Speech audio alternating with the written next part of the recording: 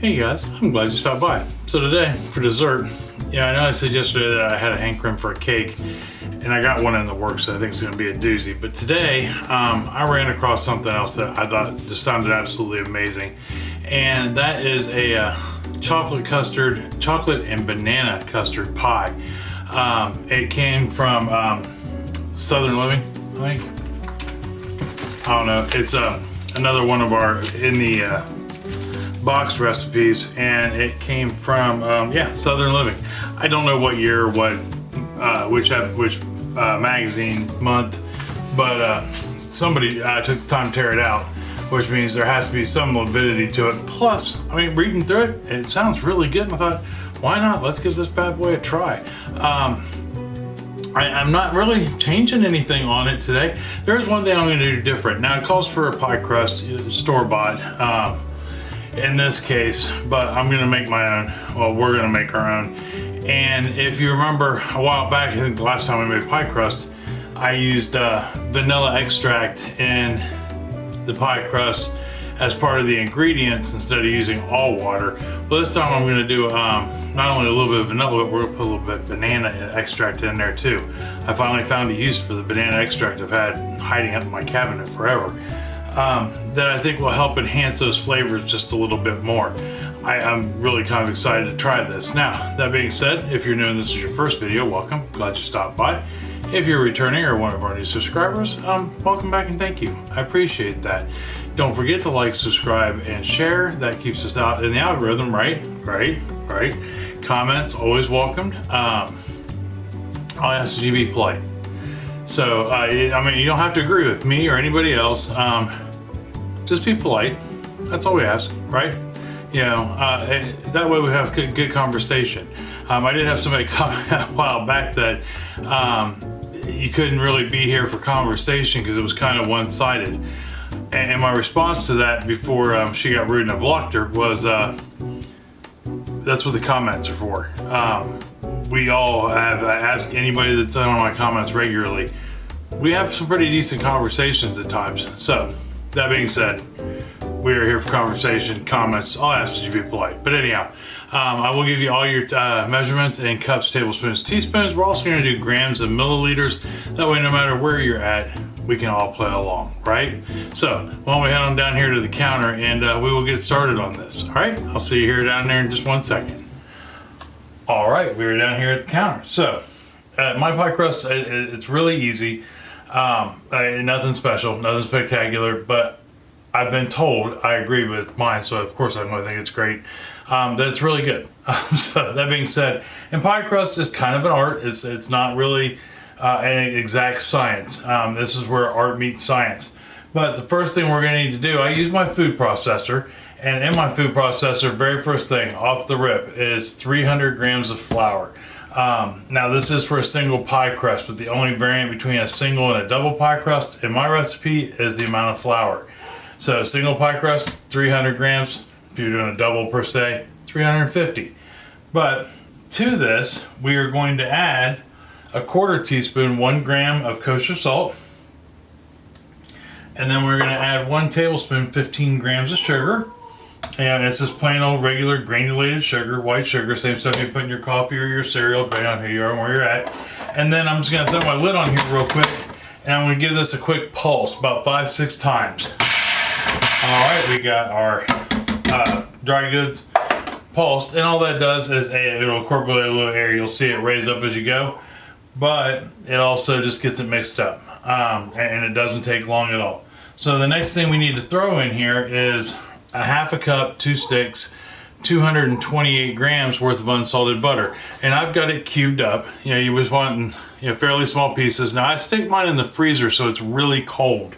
And that's the key. That's the key to a good crust is cold butter, cold water. Anything you put in it should be cold. Even like my extract right here was sitting in the fridge. Yeah, that way it's cold. That seems to be the why that works. I don't know. I don't know. If you are new to my channel, I have no clue the science behind any of this. I just know what works and what doesn't. And it's just because I've been doing this for a long time. Kind of like maybe like your great grandmother would know. you know, she knew it worked because she'd been doing this. Is what she did. You know, she may not necessarily know the science behind it. So I know it works. But anyhow, what I'm going to do is, now that I got that in there, is I'm going to go ahead and I'm going to turn this on to high. And I'm going to let it run for about 20-30 seconds. And then I'll stop and I'm going to check it. And what we're going to look for is some, it should look like sand. So I'll show you here in just 1 second. Let me get this started. All right, we are good to go. Go ahead and shut that off. So now what I'm going to do is, hey, I'm going to clean the flour off of my mixer. I actually need a bigger mixer. As big as this one is, it's not. Now this part here, I'm going to tell you, I'm going to do it, but I'm not going to recommend you do it just because there's a blade at the bottom of there. But I'm going to run my fingers through there and make sure that, you know, I don't have any giant chunks of butter. If I do, you run it a little bit longer, but I don't. You will get, if you make enough crust, you will find you actually will know down to the second about how long to run your mixer until you get a new mixer, or processor in this case. All right, so we're good. We don't have any chunks in there. And like I said, about 30 seconds is all you need. So we'll go ahead and put our lid back on there. Now, here's where it becomes more of an art than a science. The water. You're going to need at least a 1/4 cup of ice cold water, right? I've got 1 ice cube in there and I've got it filled up to a 1/2 cup. Put the ice cube in first. So what we'll do is we're going to turn this back on. I'll take the cover off of it and we're going to go ahead and turn it on high, and I will slowly drizzle that 1/4 cup into our dry goods here. Okay, so let me turn that off real quick so I can talk to you. I got my 1/4 cup in there exactly. Now I know from experience I need a little more water in there. I'm going to need at least 2 to 3 tablespoons. So I've got teaspoons. I've got 1 teaspoon, 4 grams of vanilla extract in here, and I've got a 1/2 teaspoon, 2 grams of banana extract. So I'm going to pour that in there, and then I'll pour in about 1.5 teaspoons of water to balance that. All right, so we got that all in there. We are good to go. Now the last thing we need to do is go ahead and take that out, put that in the sink, and let me get all this out of the way. I'll be right back. All right, so I got everything moved out of the way here. So the next thing we're gonna do is we're just gonna dump this right on the counter, and you wanna make sure your counter's clean. I mean, at least I would think you'd wanna make sure your counter's clean. And can you see that? Yes, you can. Okay, good. So we'll go ahead and get and once again, be careful if you're using your food processor. You want to make sure you don't hurt yourself with the blades. Yeah, if you respect your equipment, it will respect you. And at least that's always been my thought on it. Not to say I've never not cut myself, because I have. But next thing we're going to do is I'm going to go ahead and put some gloves on. The reason for this, once again, we're looking to keep our butter as cold as possible, right? Everything's cold as possible. That's why we use ice water. And I have what's called hot hands. My hands are really warm. And so to help prevent that, I put gloves on. But what we're gonna do is not necessarily need this, but at the same time need it.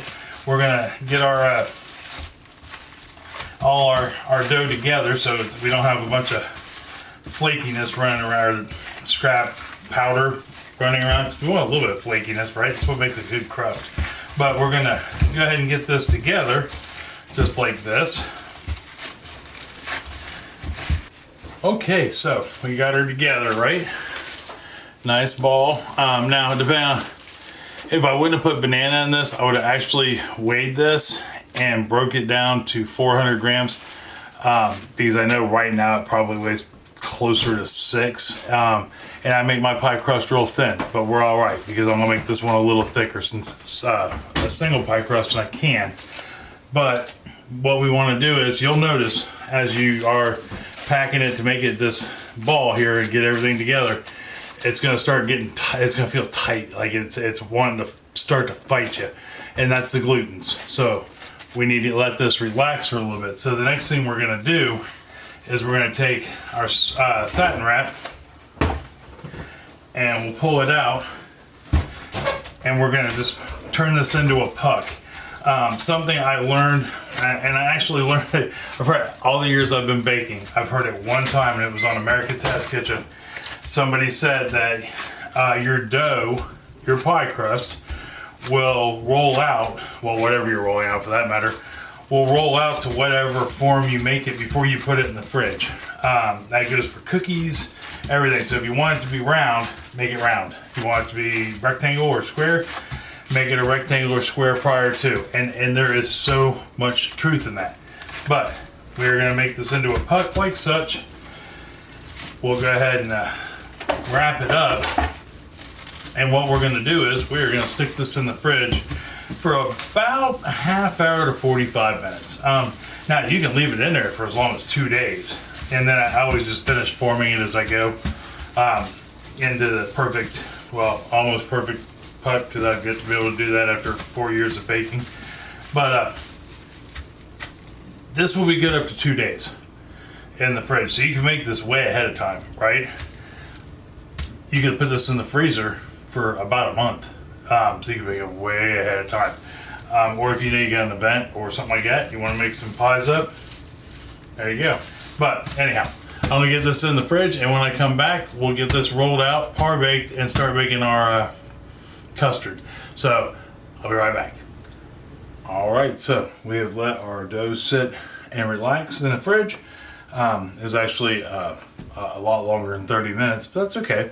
Like I said, you can let it sit in the fridge for a couple, 2-3 days. And then it starts to dry out and get weird, and you don't want that, right?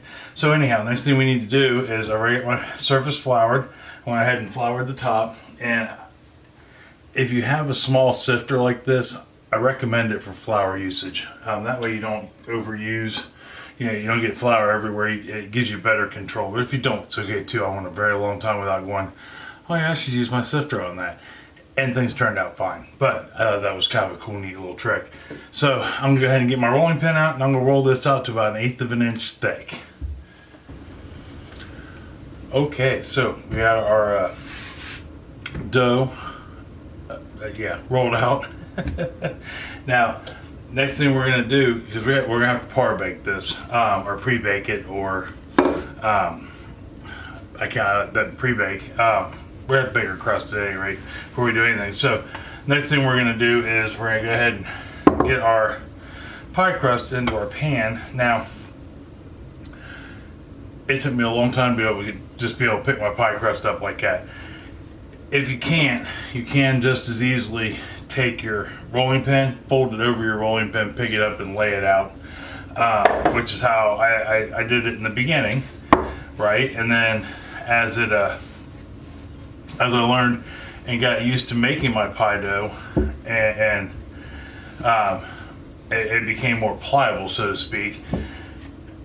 I don't have to do that anymore, but yeah, I'm not trying to show off, but at the same time I am. That was a skill to learn, hands down. So we'll go ahead and get that pushed into the corners there. And you want to make sure you get down into the corners. Don't cram it in there, but you want it to be in there all the same. And I just use the edge of my finger. If you've got nails, you could easily just cut off a piece of your dough and push down in. So we got that in there. And then we are going to need to grab a pair of scissors. And we're going to cut this so it's about a 1/2 inch, 3/4 inch off of the pie plate, because we're just going to fold it under and give it a crease. Alright, so we got our dough trimmed, right? One thing I forgot to mention, let's kick our oven on to 350 degrees. We can't pre-bake anything if we don't have our oven preheated, right? So we got our dough in here, got it pre-trimmed, got our oven going at 350. So the next thing we're gonna do is, I don't know if you can see it, I'm just gonna fold that lip under and make it so it's a nice even lip all the way around on the pie.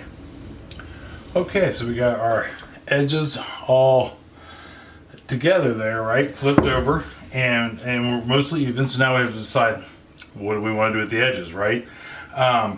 We could leave it like this. I've done that plenty of times with pies.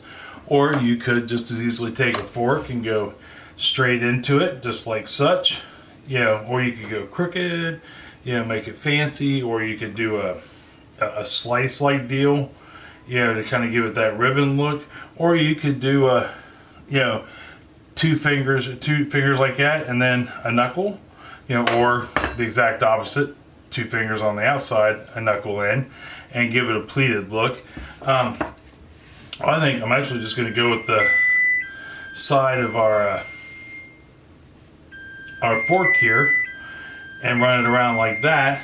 Now, I do believe I told you wrong on the temperature. You want 425 is what you should be setting your oven at to go ahead to pre-bake this. And we'll go ahead and get these marks on here real quick. All right, we got our cross hatches on there. I think that looks cute. So the next thing we need to do is I've got a piece of foil right here. Now you can use parchment paper also. And we're just going to press this down into our crust. So the reason for this is we're going to put pie weights in here. And you want to use pie weights when you pre-bake in the beginning, because if you don't, your pie crust, the minute you stick it in the oven without anything in it, it's all going to slide to the center. And you don't want that, not at all. I mean, you may want that, depending on what you're going for, I guess, but I know we don't in this case. We want our crust to stay up top. So now that we've got our pie crust in there, or our foil in there, I've got about the equivalent of 2 pounds of pie weights, and I'm gonna put these in there. Now, pie weights, can be very expensive in and of themselves. I'll show them to you. And that's these little bad boys there. They're ceramic, they're weighted, hence the name pie weight. And they can be very expensive. I know in my case, they're very hard to find. So to help combat the pie weights, I have been using the same set of pinto beans and black-eyed peas for the better half of 3 years. And they just pour them in there, put them nice and even, just like that. And you want to make sure they come all the way up to the edge, to kind of match the edge of your dough here, right? That way it doesn't slide down. So we're set at 425. We got our pie weights in there. We've got our foil in there.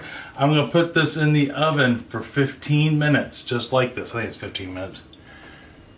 Yeah, 15 minutes. And then when I come back, we'll do the next step to this. All right, so our first round is done. First thing I'm going to do while I'm standing here is I'm going to go ahead and adjust my baking temperature to 375, because that's where we're going to hit it at next. And then we're going to go ahead and get our pie crust out, just like such. Go ahead and get that door shut. So we've got a couple things we need to do. And neither of them take long, but I want to show you real quick what we did while we were, you know, what it was doing in the process. We'll go ahead and get that out. Isn't that cool? That foil was not hot. But what it did was it went ahead and baked this crust along the edge just enough that it's going to hold it right where it's at. And if anything, it in spots, it's probably coming up a little over the edge, but actually it did really good for the most part. We're in pretty decent shape. So what I want to do now, first step, after we get our foil and our weights out of there, is we're going to dock it, which simply means we're going to take a fork and we're just going to poke it along the bottom. And what that does is it allows air to escape underneath, so your dough doesn't, your pie crust doesn't blow up on you. Although it'd be funny if it did. And you just, several holes. I'm gonna put them along the sides here. All right, so now that we got our pie crust docked, got some holes in it, we forked it. I've got 1 large egg and about a teaspoon's worth of water and a brush, and I'm just going to simply do an egg wash on the crust. And what that's going to do is it's going to seal this crust, so that way nothing can soak through it. I don't think it's going to with the custard we're making. It's going to go in this, but you never know. And it serves dual purposes. When we put this back, yeah, as it cooks in the oven, it won't burn. It won't burn this crust. Yeah, and it'll give it a nice, pretty look. And that's, to me, I think that's, you know, kind of important, right? We want it to look pretty as long as and taste good. All right, so we got that all egg washed just like such. Now all we have to do is go ahead and we're gonna put it back in the oven for at 375 for 10 minutes.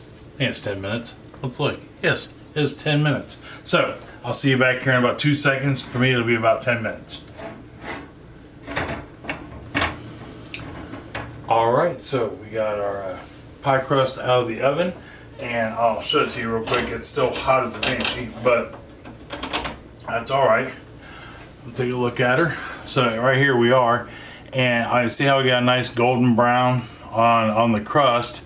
And if per se, I mean, even though we docked it, right, we poked a bunch of holes in it. If it does happen to blow up while you're in there, as long as it's still hot when you pull it out of the oven, obviously, you can just take your fork and pop those bubbles, and it'll go right back down. So now we're just gonna let this cool, but while it's cooling, we can go ahead and get our filling made, right? Because we're done with the oven, so we can turn it off now. We don't need it on anymore. And another thing with the egg wash, if you can still see egg when you pull it out of the oven, let it sit in there a couple minutes longer. You're not gonna burn it. It would take an act of God and Congress to burn this pie crust with an egg wash on it. But you wanna make sure that egg is baked in.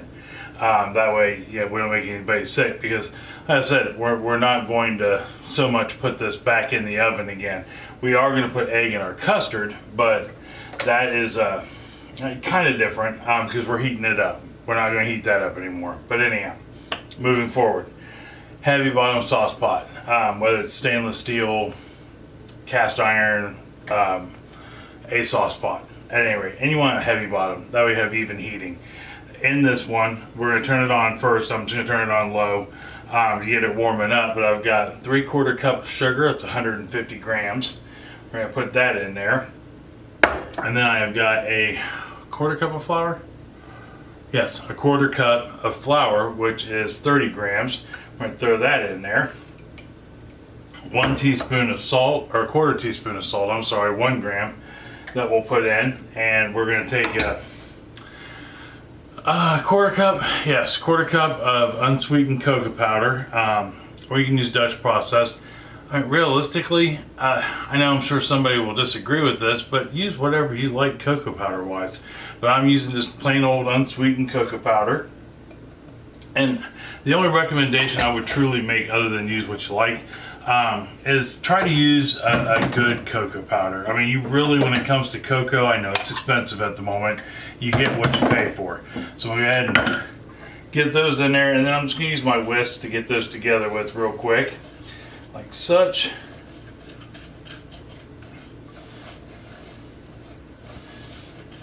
All right, got that. There's that. Now we're gonna go ahead, and we got a couple wet ingredients to put together. So I've got 6 large, I think it's 6, 2, 4, yeah, 6 large egg yolks. And this is probably one of those few times I'm gonna tell you, it doesn't really matter if it's room temperature or not. Now, when you separate your eggs, it's best practice to do it while they're cold. The yolks are still pretty firm. But we're going to cook it, turn it into a custard, so it's not really gonna matter so much. But we do want to break up go ahead and get our yolks broken up. And to this, I'm going to add 2 cups, 480 milliliters of half and half creamer. Now, I toyed with this. I'm using half and half because that's what it says on the recipe. But realistically, if you don't have half and half, you could just use milk, a whole milk, or even potentially a whipping cream. Or if you have both of those handy, 50% whipping cream, 50% milk will get you half and half. But I just went ahead and I bought some. I mean, I'll use it up. I'll turn it into coffee creamer or something, I'm sure, somewhere down the road. But I'm gonna go ahead and get those egg yolks and the coffee creamer mixed up. And then we are going to just slowly pour this in to our dry as we mix it, right? We're gonna mix this together, and then we are going to cook this on a medium low for about 10 to 12 minutes. and we're going to stir it pretty consistently. That way, we're making pudding, in a roundabout sort of way, or a custard, as it might be. But we want to go ahead and get this mixed up, and we want to stir it so that way it doesn't burn and it doesn't turn our eggs immediately into scrambled eggs. We don't want chocolate scrambled eggs with milk. But we're going to go ahead and get this going until it thickens up and it plops instead of bubbles.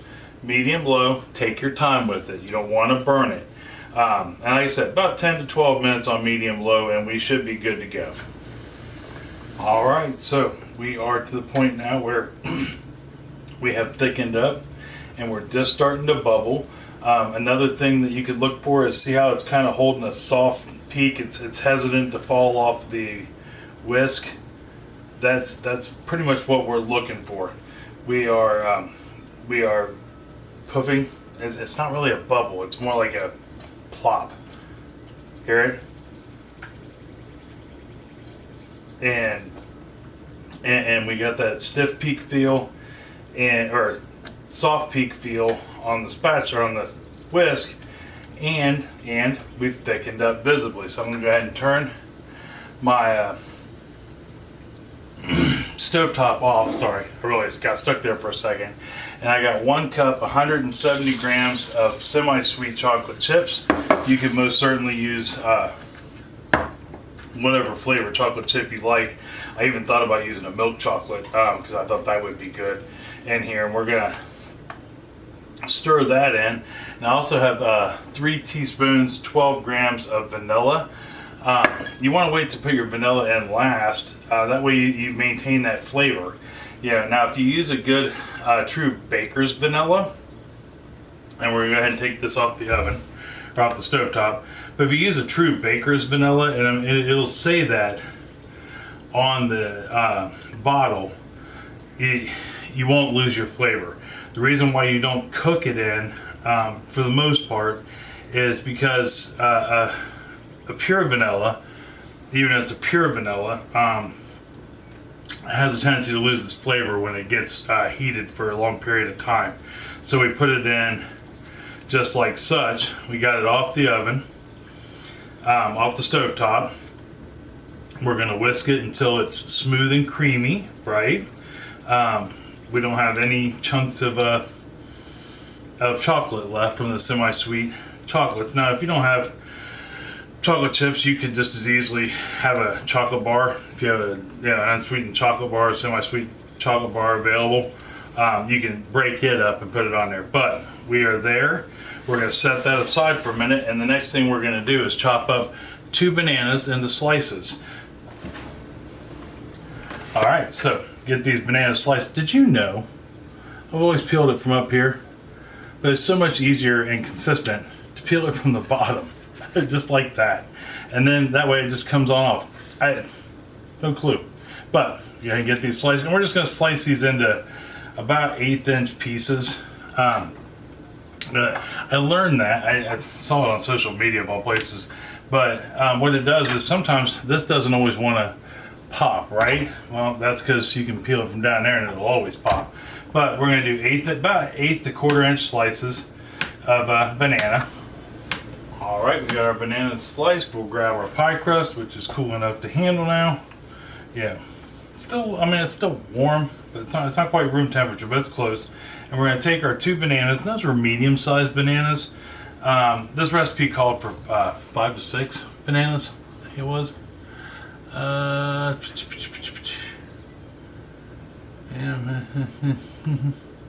Yeah, 5 to 6 medium-sized bananas, about 2 pounds divided.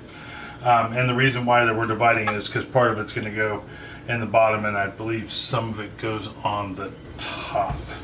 All right, so now we got our bananas in there, and you want to work kind of quick, because if not, this is going to start to set almost immediately. And you see this? See this? Let me show you this real quick, because it kind of aggravates me, but this is what you get.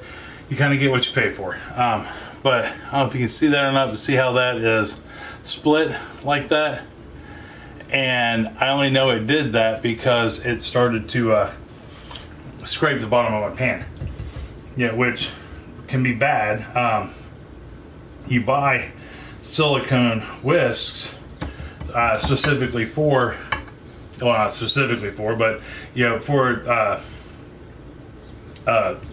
ceramic coated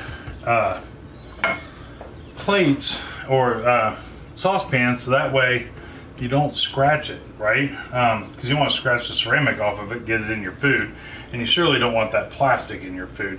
But we're going to go ahead and get our custard filling, chocolate custard filling here into our pie crust on top of our bananas. That's just bananas. Oh, that looks just that looks really good, and the house smells amazing right now. It is crazy how good the house smells. So now we got that, and then the next thing we are going to do after we get that nice and evened on there, well, this is going to be just one big, unhealthy, beautiful, attractive pie when we are done.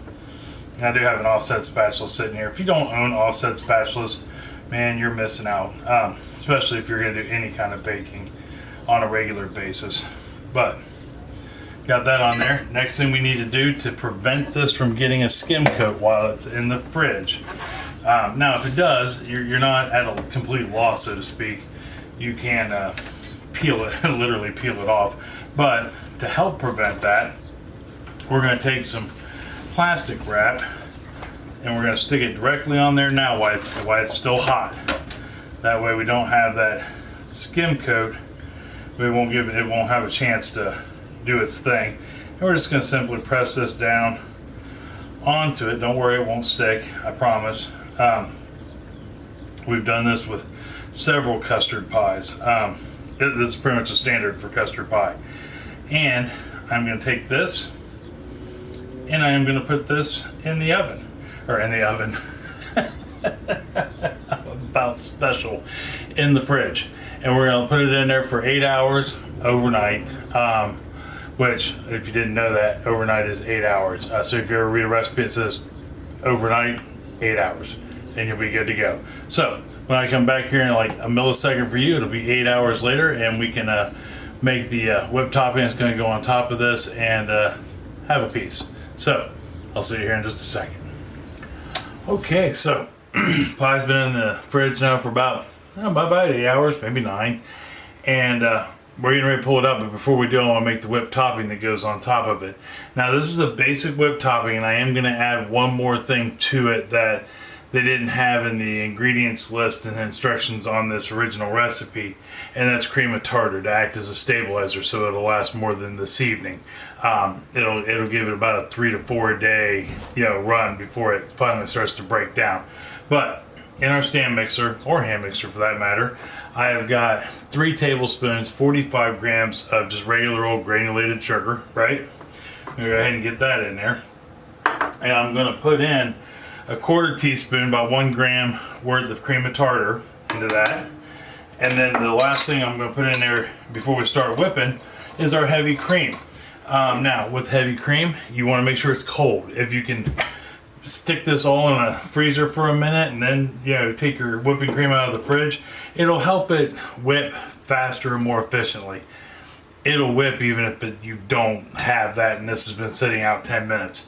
But it just takes a little more oomph. You get a little more time to play with it, but so to speak.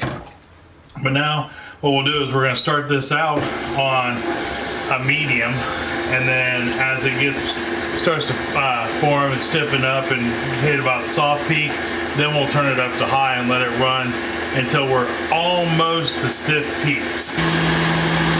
Alright, we're on our way to soft to medium stiff peaks, and I did change out, I didn't realize I had my paddle attachment on. You want to use your whisk attachment when making whipped topping. But I'm going to add 1 teaspoon of vanilla extract to this. I'm just going to pour it in on the side and let it keep on going. That way we can get our hint of vanilla. Now I'm going to whip this to stiff peaks. Okay, so we got our stiff peaks, right? So now I'm going to get all this cleaned up. I'll get our pie out and we'll throw some topping on it. All right, so got everything put away for the most part other than our whipped topping. Here is our pie out of the fridge, looking beautiful, I think. Definitely firmed up, although it was definitely fairly firm when I put it away. You just had to chill it, so to speak.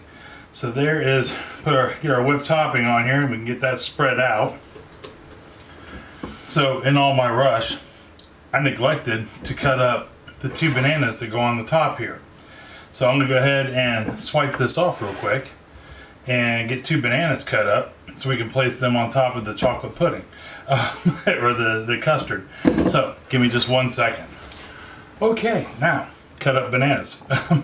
All I did was cut up 2 more bananas. You can for sure use 3, 4, how many ever bananas you would like to have. This is gonna be one amazingly thick pie, but I'll tell you what, I'll take it. I like everything involved in this. The bananas, the chocolate, the whipped topping.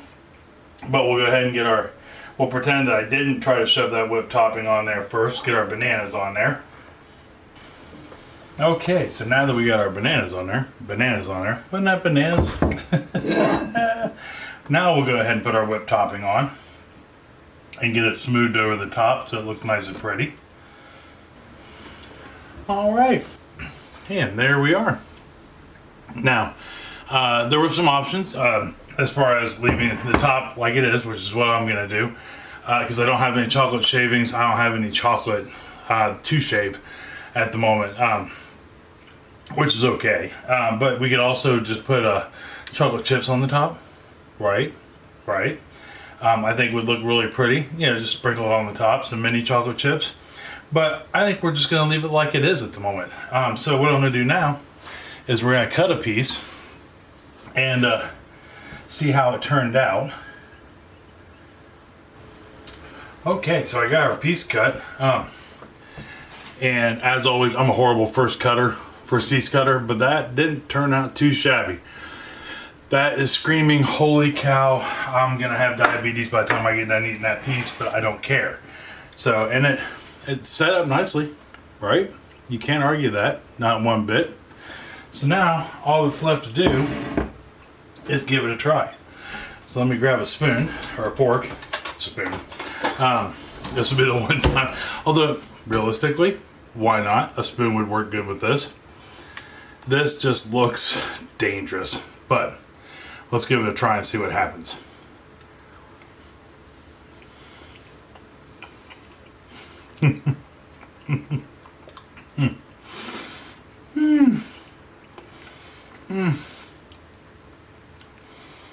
I'm here to tell you what, that is just,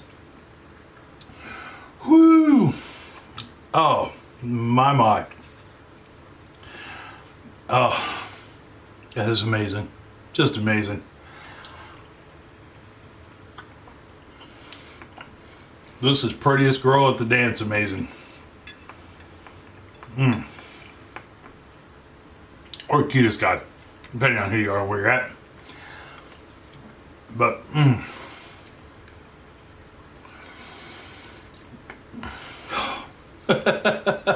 oh my goodness, I can't even tell you, that chocolate is so smooth and so just really good, and the banana tastes good.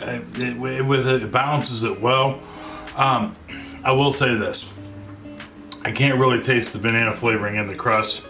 But you know what? It's okay. It's okay. It doesn't need to be tasted, so to speak. I don't think.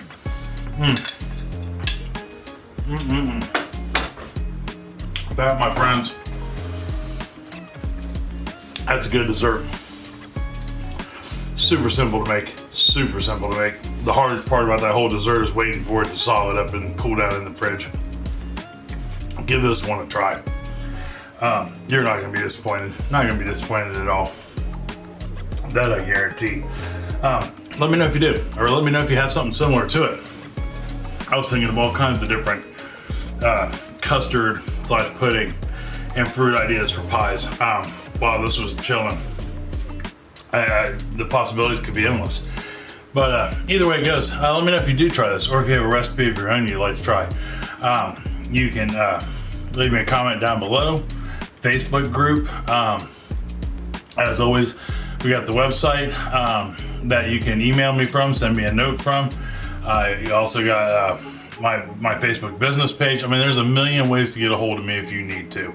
But let me know if you give this a try, and I do highly recommend you give this a try. Next week, I have no clue what we're doing. I would like to put out an oddball video, canning, dry goods, whatever. Similar to yesterday's dinner video. And I am going to try to live stream, but there is no guarantees on that. Life has just still been getting a little hectic, and yeah, I got a lot going on next week. Some orders, remodels, but we still may try the live stream again. But until next week, I love you. I love you very much, and I mean that from the bottom of my heart. Tell somebody else that you love them very much. They may need to hear it. It's gonna make them smile either way it goes. It's gonna make you smile and feel good to tell them, right? And if you make them one of these chocolate custard pies, I guarantee they are gonna grin ear to ear with every bite. And it's gonna lead to an afternoon and evening of good conversation.